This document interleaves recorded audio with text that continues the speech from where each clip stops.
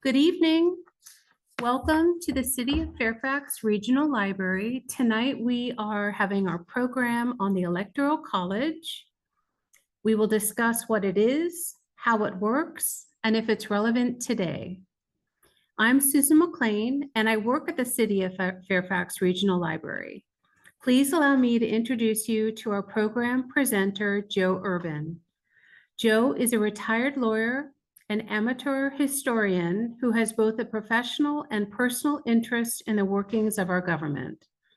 He has taught civics and citizenship classes and is an instructor for English language learning programs in the area.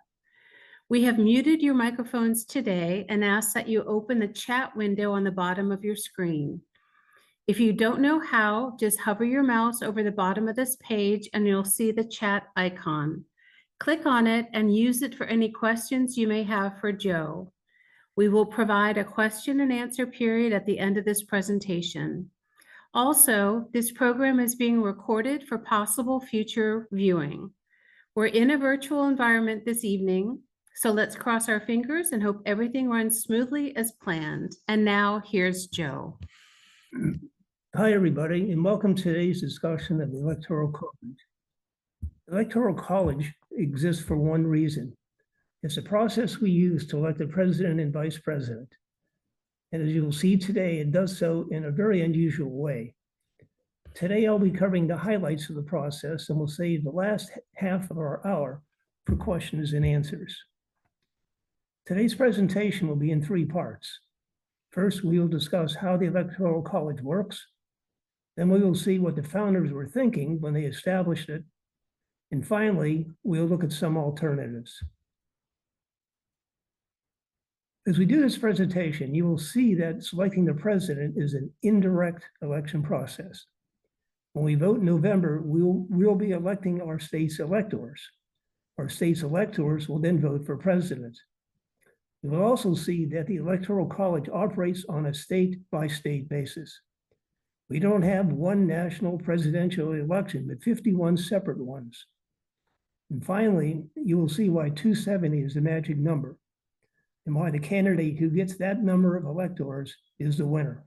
The Electoral College comes straight from the US Constitution. It provides for electors and a process by which the electors select the president. If we want to change or repeal the Electoral College, we will have to amend the Constitution. The Electoral College is an interesting term. It's the name of a process, not a place. There is no building or campus.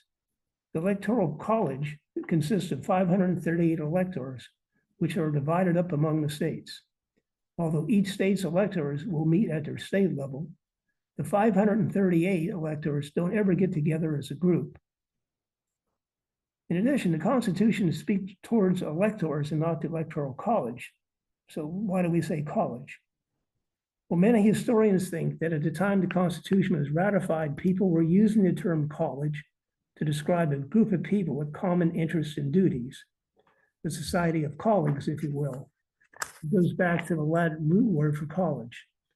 The term was used at the time of the founders, it stuck, and is still routinely used today. Here's the election calendar for the upcoming election.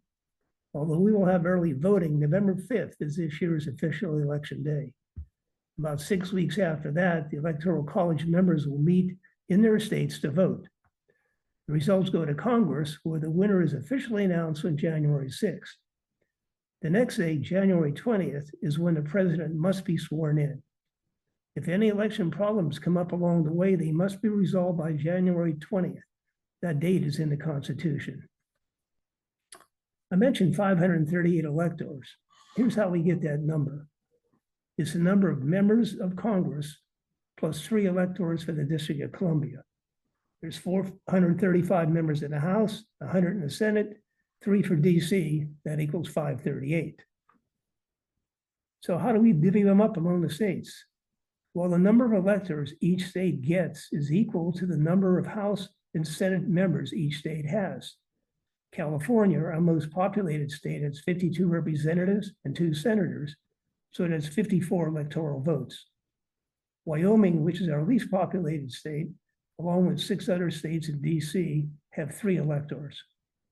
For Virginia, we have 11 representatives and 2 senators, so we have 13 electoral votes. And DC gets its electors by virtue of the 23rd Amendment. Every state gets to decide how it wants its ballots to look. Let's take a look at 2 of them. This is the ballot that was used in the city of Fairfax in the 2020 election. Let's compare the right-hand column from the left-hand column. On the right, you can see we're voting for the candidates listed. On the left, the presidential side, we're voting for proposed electors. This is the ballot that was used in the state of Maryland in 2016. And see the difference? It just lists the presidential candidates and doesn't even mention electors. I'll mention it takes 270 electoral votes to win. Here's how we get that number. The Constitution requires that the winner have a majority of the electors. We have 538 electors. Divide that by 2, that's 269. That would make it a tie. We need 1 more, or 270, to make it a majority. So what happens if no one gets 270? The Constitution says if that happens, the House of Representatives will choose a president. And it'll do so from a list of the top 3 candidates who received electoral votes. When doing this in the House, each state gets 1 vote. The president was elected by the House twice, 1800 and 1824. There are some interesting things that happened in 1876, but that's a special case for another day. A vice president is done by the Senate from the list of the top 2. Each senator gets 1 vote. Vice president was chosen by the Senate once, and that was in 1836. Here was the Electoral College map for 2016. You'll see lots of maps like this on election night. The blue represents states that voted Democratic and the red for Republican. Let's take a slight detour here. The blue and red colors weren't chosen by the parties. They were actually chosen by the media. The media thought red and blue were contrasting colors that would show best in newspapers and on TV. Anyway, this is a visually striking map on the election results, but don't let the colors mislead you. Neither the physical size of the state or the number of states is important for election purposes. Here's a population map by the United States Census Bureau that shows the results of the 2020 census. Each white dot represents 7,500 people.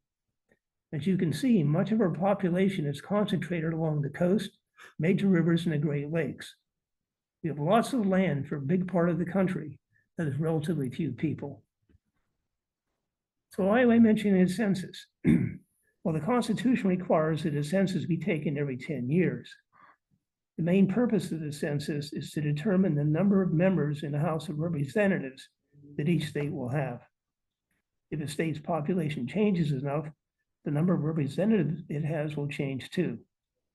Well, the census also has an impact on the electoral process. Since the number of electoral votes a state has is based in part on the number of its representatives, more representatives means more electoral votes, fewer representatives, fewer electoral votes. Our last census was 2020. The results of that census meant drawing a new electoral map for both the 2024 and 2028 presidential elections. Because of the 2020 census, 7 states lost 1 electoral vote. 5 states gained 1, and 1 state gained 2. If you're a candidate, you're going to be very familiar with this map. So let's see how the Electoral College works in action.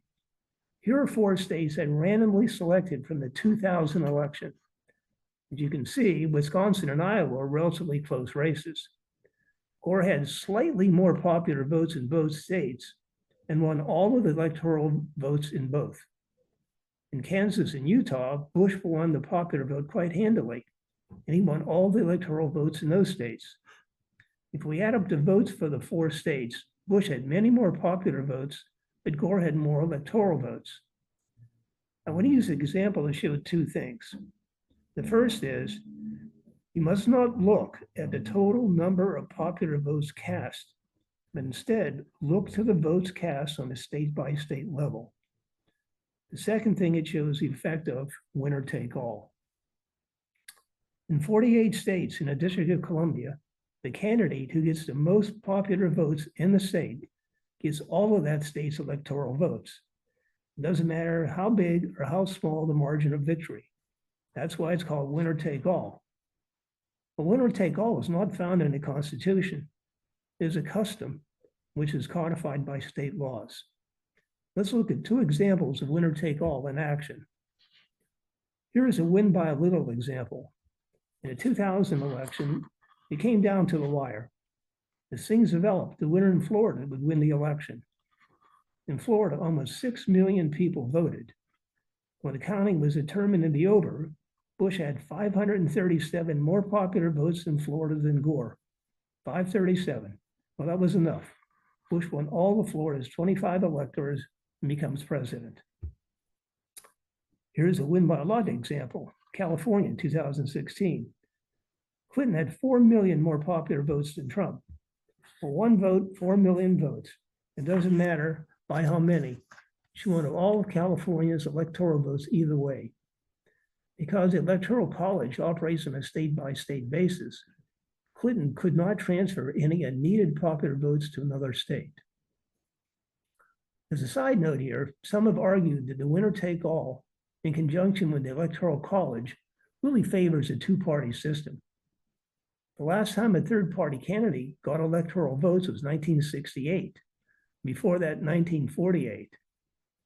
And in 1992, there was an independent candidate who ran, and he got 19% of the popular vote nationwide.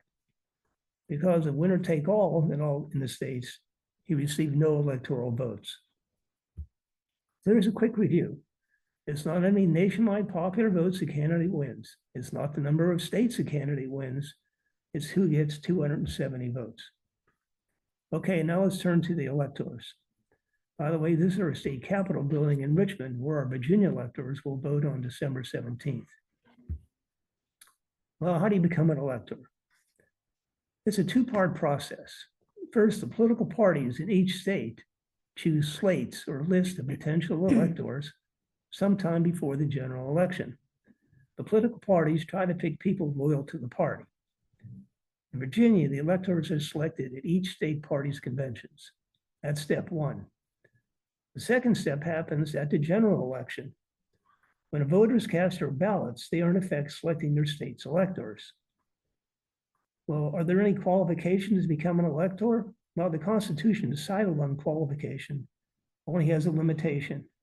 An elector cannot be a member of Congress or hold federal office. So how must the electors vote?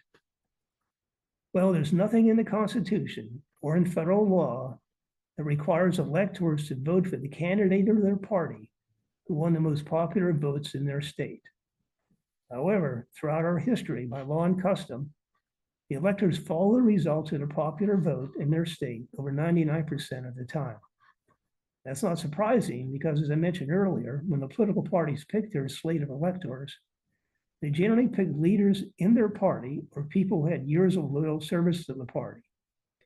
There have been rare cases where someone didn't vote in accordance with the state's popular vote. Those electors are generally referred to as faithless electors. Let's take a look at this 2016 map again, and let's look in 3 states. First, the state of Washington on the top left had 12 electoral votes. Clinton won the popular vote in the state, but 3 of the Democrat electors didn't vote for her. They voted for Colin Powell and 1 for Faith Spotted Eagle. Let's look to Hawaii down below there with 4 electoral votes. Clinton won the popular vote, but 1 Democratic elector voted for Bernie Sanders. How about Texas? Texas had 38 electoral votes. Trump won the popular vote, but 1 Republican elector voted for John Kasich and 1 for Ron Paul.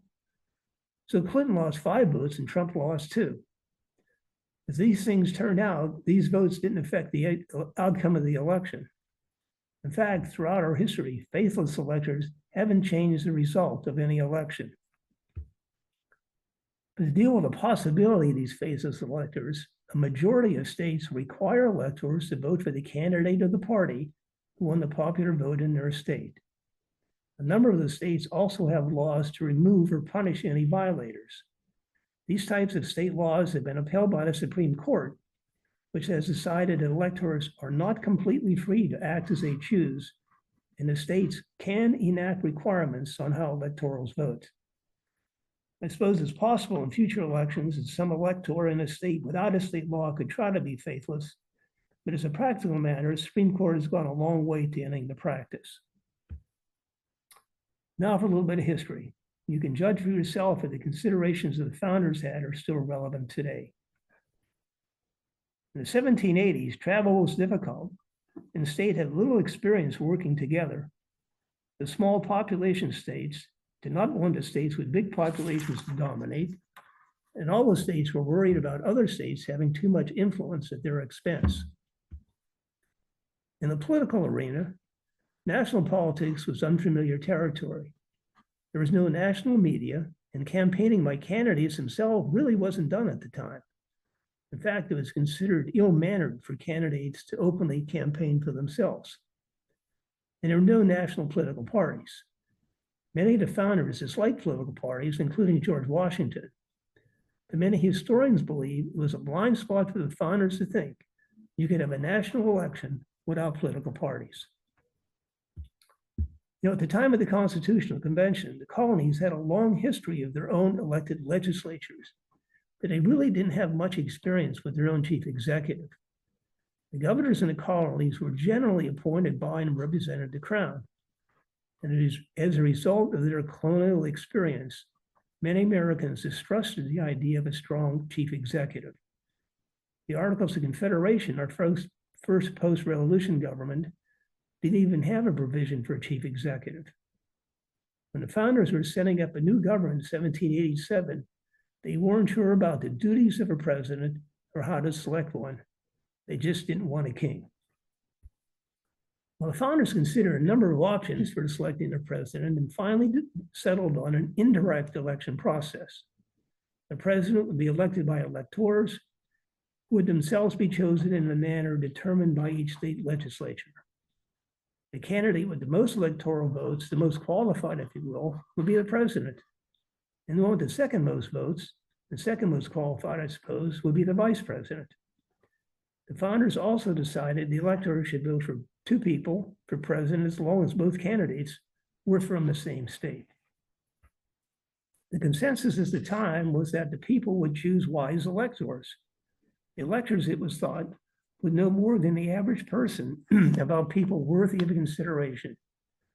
The electors weren't supposed to look for a mandate from the people. Their objective was to look for excellence. You could call that the pick the best person approach. The founders thought that if there was a new Washington out there, the electors would find him. Well, how'd it go? Well, pretty well at first. Everybody knew Washington would be the first president and had the job as long as he wanted. But things started to change with the emergence of national political parties. In fact, problems with the Electoral College came up in the first election after Washington. Remember, the Constitution provided that when the electors voted, the top vote getter would be president, and the second place finisher would be the vice president. In 1796, the election was between John Adams and Thomas Jefferson. Adams won the majority of electoral votes, became president. The second place finisher, the loser, Jefferson, became the vice president. This result caused problems right from the start. Adams and Jefferson were different political parties, didn't like each other at all, were quite open about their feelings. Well, the next election was also, again, between Adams and Jefferson. To make a long story short, the result in the Electoral College was a tie between two people of the same party, Jefferson and Aaron Burr. Well, the election then shifts to the House of Representatives. Each state has one vote. The House voted 35 times, and each time it was still a tie between Jefferson and Burr. On a 36th vote, Alexander Hamilton, who was very influential in the losing party, convinced enough people in his party to support Jefferson, and Jefferson becomes president and Burr becomes vice president. So here's an interesting result. In effect, the losing party actually picked the president. Well, based on the experiences from these two elections, everybody knew that some things needed to be fixed. The result was a 12th Amendment effective for the 1804 election. The main thing the amendment did was require separate votes for the president and vice president, and they couldn't be from the same state. Except for the 23rd Amendment in 1961, which effectively gave these three electors, we've been using this process to elect a president ever since. So let's take a look at some things that have happened because of Electoral College. At number one there, can you win the election without getting a majority of the popular vote? The answer is yes. We've had 59 presidential elections. In 17 of them, although the winner had more popular votes, they had less than a majority. That is, they were elected with fewer than 50% of the votes cast. And there's one example there. But number two, can you win even if the other candidate, the loser, got more popular votes than you? The answer is yes. In 5 elections, the loser actually got more popular votes than the winner. Interestingly, that's happened twice in the last 24 years and came close to a third time in 2004. Number three, let's take one more step here. Can you win even though the loser actually had a majority? That is, the loser had more than 50% of the popular votes. Yes, that happened once in 1876. And the last thing on that slide there is really talking about 1824. Andrew Jackson. He not only had more popular votes than his opponents, but he had more electoral votes. As we know now, you need a majority of electoral votes to win. Jackson had more electoral votes, but he didn't have a majority. The election shifts to the House, Jackson lost. Well, is it time for a change? Or should we keep an old system, which has been around for a couple hundred years? Well, many people have been arguing for years that the president should be popularly elected. They claim that law has changed since 1787. They also argue that in a democracy, the voters should pick their chief executive, and the candidate with the most votes should win. While repealing the Electoral College and going to a popular vote does raise some interesting questions that have to be thought through, such as the impact that would have on state sovereignty, on recounts, the role of third parties, and so forth. But these are discussions for another day. And that's because eliminating the Electoral College and going to a popular vote required constitutional amendment. And even the best of times, amending the Constitution is a steep hill to climb. There's a high bar to both propose and to ratify an amendment. Since 1790, if you don't count adding and then removing prohibition, we've only amended the Constitution 15 times. But it's interesting that 5 of those amendments dealt with expanding and protecting the right to vote. So for the 2024 election, like it or not, we're going to be using the current Electoral College process, which means for the 2024 election, it's still not how many national popular votes, not how many states, but how many electoral votes. Okay, are there things that we can do without amending the Constitution? That is, keeping the Electoral College while trying to make it more responsive to the popular vote. There have been a number of proposals that we can discuss in Q&A session if anyone's interested. But for now, I just want to discuss one approach that is in place today and another that may be on its way. One method used today is used in 2 states called the district method. You look at Maine in the top right-hand corner of the map and Nebraska in the middle, you'll see some red and blue in both. Let's see what's going on in those states. As you recall, in a winner-take-all state, the winner of the state's popular vote gets all of that state's electoral votes. In Maine and Nebraska, they don't use the winner-take-all approach exclusively. They also factor in the votes in each congressional district. The winner of the state's popular vote gets 2 electors. The candidates also get 1 electoral vote for each congressional district they win. So let's look at Nebraska in 2020. Nebraska had 2 senators, 3 representatives, 5 electoral votes. In the 2020 election, Trump had the most popular votes in the state. If Nebraska was exclusively a winner-take-all state, Trump would have won all 5 electoral votes. Nebraska uses a district system. Trump had the most votes in the state, that's 2 electoral votes, most votes in 2 districts, 2 more. And Biden had the most votes in the remaining district, so that's 1 vote for Biden. So instead of 5 votes for Trump, Nebraska total was 4 for Trump, 1 for Biden. In Maine, the district system worked against Biden. You'll see in the top right there, Maine had 4 electoral votes, 2 for its senators and 1 for each of its 2 districts. Biden had the most popular votes in Maine, and then a winner take all would have won all 4 electoral votes. Because of the district system, he got 2 for winning the popular vote and 1 for the district he won. And Trump got 1 vote for winning the other district. Okay, let's look at one alternative that's not in place yet. It's called the National Popular Vote Interstate Compact, but we'll call that compact for short.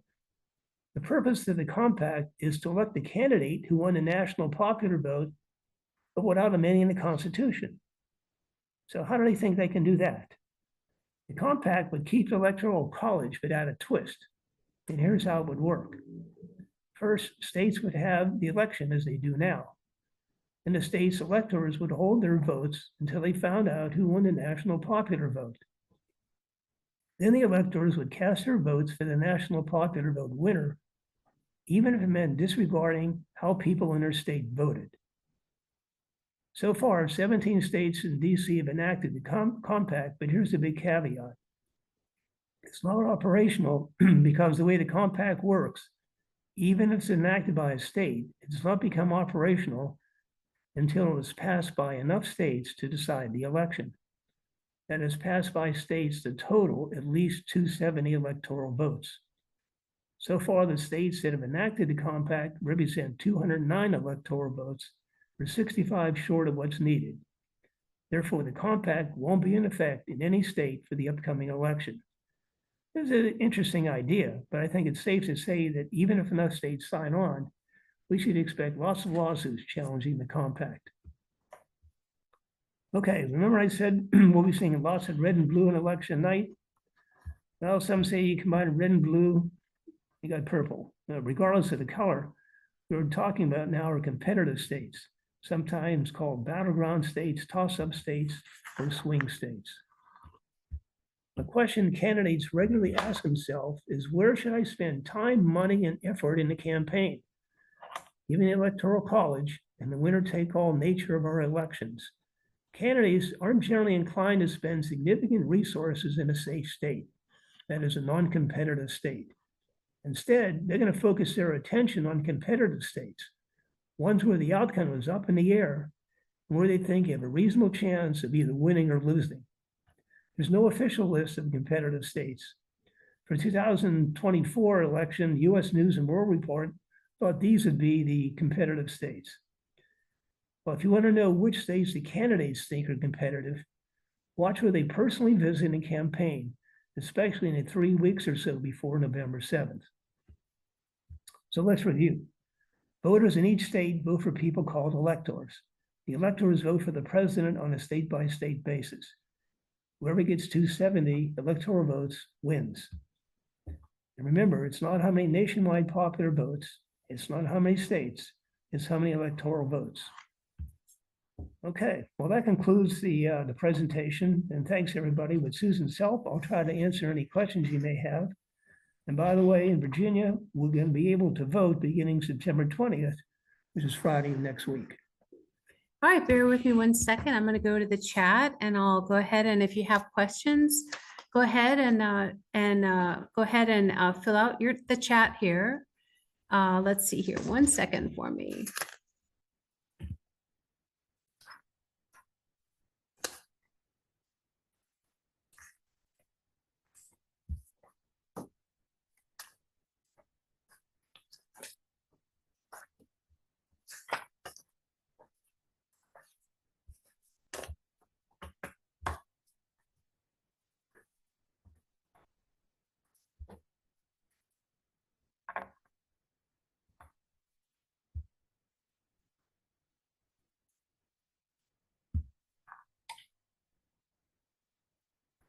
Okay, I've got one question in the chat. Due to winner take all, why bother voting if you live in a red state but would vote blue and vice versa? You know, that's a good question. And that's one of the things that people argue, that we should do away with the both Electoral College and winner take all. One of the issues on the winner take all is it really favors a two-party system. It's very difficult for candidates to actually get votes if you're a third-party candidate without winner take all. So that's, but I think you raised a good point. And if you live in a state that's a sure winner for one or the other, you think, well, why should I bother? And that's really discourages, I think, the fact that people should be voting. Okay, are there any other questions we can take in the chat? Please feel free to send us a quick question, no problem. Well, I would say, just there are people that propose going to proportional voting in a state. That is, if you get 40% of the vote in the state, you should get 40% of the electors. And again, that works fine when you have two candidates, but if you have in a state that has a number of people, that you may end up with four or five different people getting electoral votes, which will probably end up throwing the election into the House of Representatives, which may cause more mischief than than it'll solve. Okay. All right, another question. I live in Maryland. I'm not sure if I'm remembering right, but I think there was one elector on the Democratic ticket who was not for Biden, but uncommitted. Is it possible I'm remembering that right? This was for the primaries. The primaries, that's something that's, the parties make their rules for that. That's unrelated to the electors. So it's very well possible that happened in Maryland. I really haven't followed how the states run their primaries on that. I just know at the federal level that that hasn't been a problem in Maryland. Okay, any other questions for us?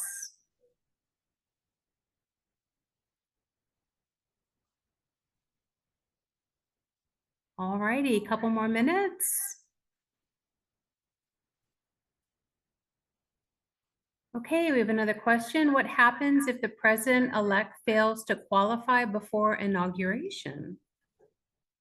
Let's see here. I'm not sure exactly when my fails to qualify before inauguration. It's possible that let's just, this might what maybe you're referring to, that we have the election on November 5th, and before the electors meet in December, the president dies. And so what do the electors do now? And that's an interesting question. I'm not sure if the people have thought that through. That happened once in the 1880 election. Horace Greeley died in the interim period, and so people didn't vote for him. So that you can say they were faithless because they didn't vote for the guy who was on the ballot. But if they die after the electors meet, the federal law provides that the vice president will become the president.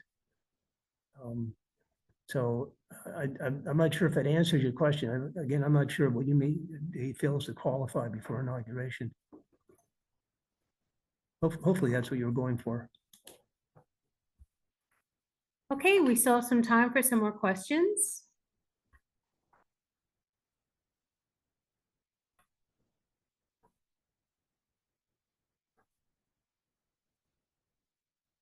All right, any more questions for Joe?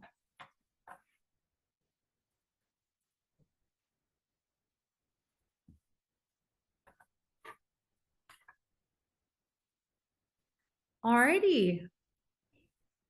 Well, thank you very much for joining us this evening. We appreciate your attendance. You all have a great evening, and please, actually, I have one last question. Can you talk about the Bush Gore and the hanging Chad? Oh, gosh. I was trying to be very careful on how I articulated. I said when the counting was determined to be over, that was the real issue as to really determining the counting of the ballots. And for those you don't remember, in one part of Florida, they used ballots where you punched out You didn't fill out a square, you punched the hole in the ballot. And so what if someone just punched it and the piece was still hanging loose or hanging delicately at the end? How do you count that ballot?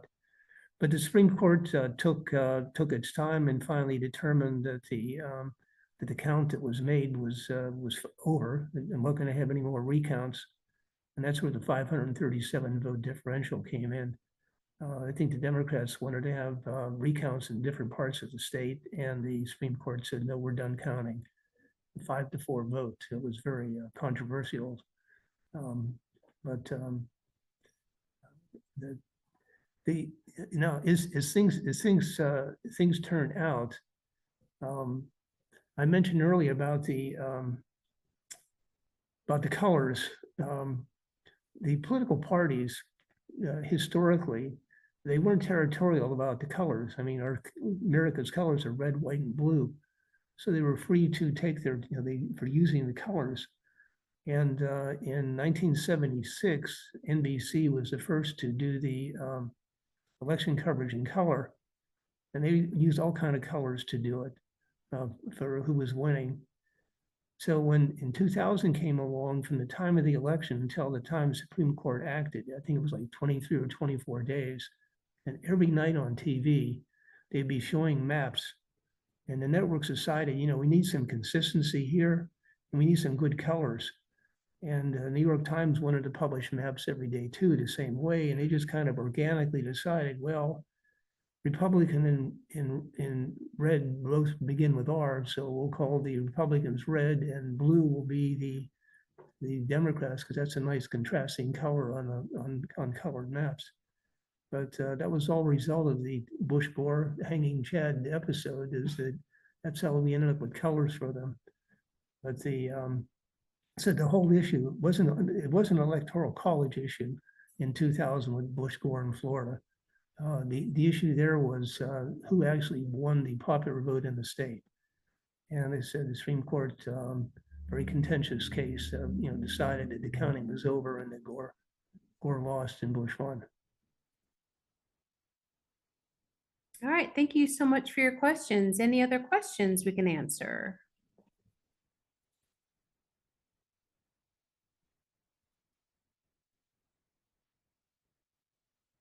All righty.